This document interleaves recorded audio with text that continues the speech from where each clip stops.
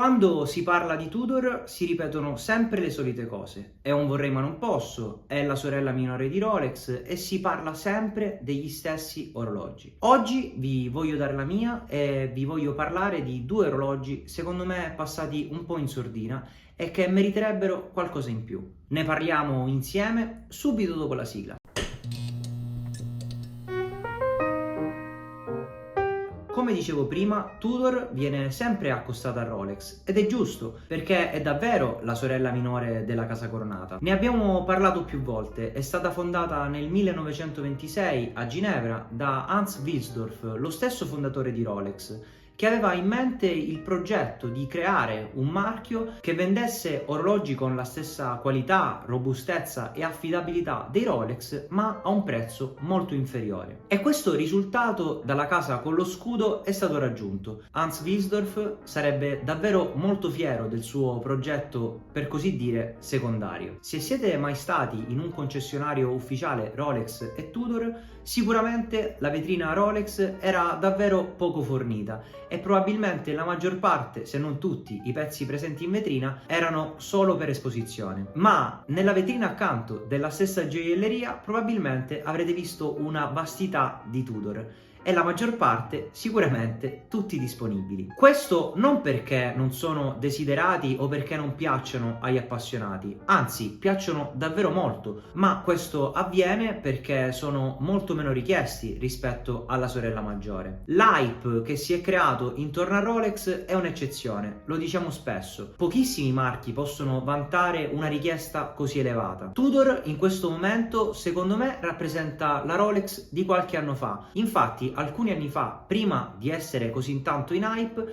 se si entrava in un concessionario Rolex, moltissimi degli sportivi presenti in catalogo erano disponibili, addirittura alcuni anche con sconto. Cosa che succede attualmente anche in Tudor, anche se ultimamente gli sconti iniziano ad essere inferiori o addirittura pari a zero. Ma comunque sono disponibili e per la maggior parte sono davvero molto richiesti. Quindi ci tengo a precisare nuovamente che il progetto di Hans Wilsdorf, ossia quello di dare la possibilità agli appassionati di acquistare orologi di alta qualità ma alla metà del prezzo rispetto a Rolex, sta riuscendo davvero benissimo. Infatti i Tudor riescono a mantenere, nonostante il loro prezzo relativamente contenuto, perché comunque parliamo di prezzi sempre molto alti, ma riescono a mantenere un'altissima qualità, della robustezza, affidabilità e un fascino estetico non indifferente. Ma quando si parla di Tudor, oltre ad affiancarla a Rolex, si parla sempre dei soliti modelli: il Black Bay 58, i Chrono, il GMT,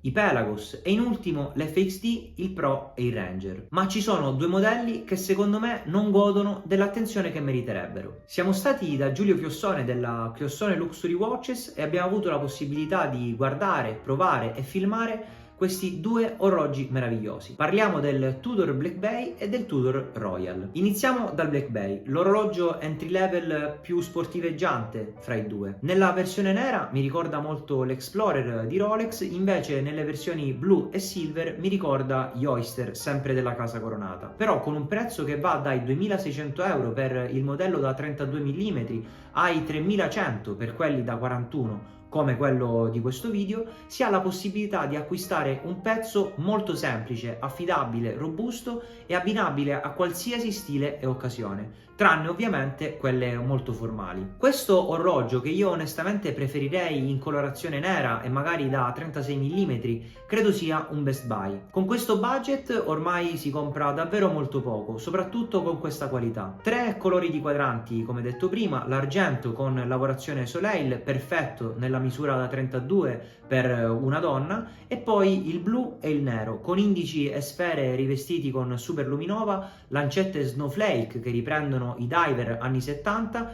e la corona, anche detta Big Crown, che riprende quella dello storico 79-24 della fine degli anni 50. Si possono abbinare con diversi cinturini, oltre ovviamente al bracciale in acciaio, regalando delle vesti sempre nuove all'orologio che non vi faranno mai stancare. Un'impermeabilità durabilità di 150 metri che vi permetterà di indossarli, come dicevo prima, in qualsiasi occasione e in qualsiasi circostanza. Unica nota dolente, se proprio dobbiamo andarla a cercare, è il movimento. Infatti, se nonostante la Tudor adesso produca dei movimenti di manifattura, i Black Bay montano dei calibri di derivazione Sellita, denominati T600, ma comunque sono degli ottimi movimenti perché montano dei Sellita Top Grade SV200, invece la prima serie montava dei movimenti su base ETA 2824. Passando all'altro entry level ed everyday in casa Tudor, parliamo del Royal, un modello che nonostante sia nella collezione degli sportivi del catalogo di Tudor,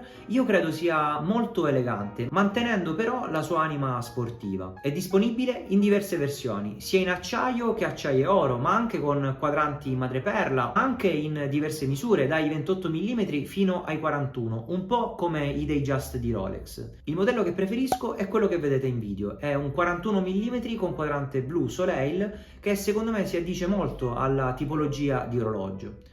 Nonostante il diametro che può sembrare eccessivo, è un orologio che veste molto bene, sicuramente anche grazie al bracciale integrato che avvolge bene il polso. Come potete anche vedere sul polso diale da 16 cm e mezzo veste davvero molto bene. Parlando sempre di diametro, gradirei anche la misura da 38 mm, ma si perderebbe una delle caratteristiche principali di questo Royal, ossia la funzione dei date. Infatti il modello da 41 mm è l'unico ad avere, oltre la finestra della data, anche la finestra ad ore 12, che indica il giorno della settimana. Con appena 2.250 euro si può acquistare un day date con finiture di altissimo livello e anche con un gran blasone. Certo, con poca storia imparagonabile rispetto al day date in casa Rolex, però sicuramente rimane un orologio dalla qualità elevatissima, soprattutto per quello che è il suo prezzo. Lavorazione del quadrante Soleil, un'impermeabilità di 100 metri, per un orologio che è davvero difficile da togliere una volta indossato per la prima volta.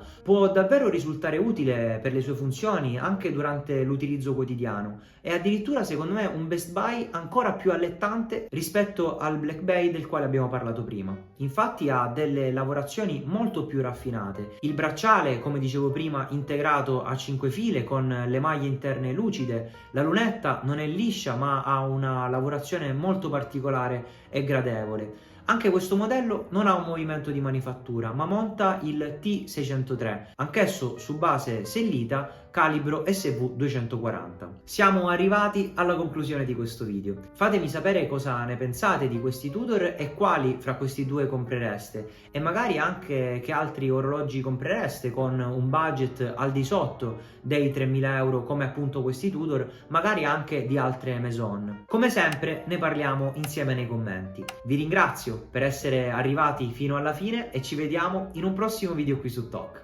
Ciao!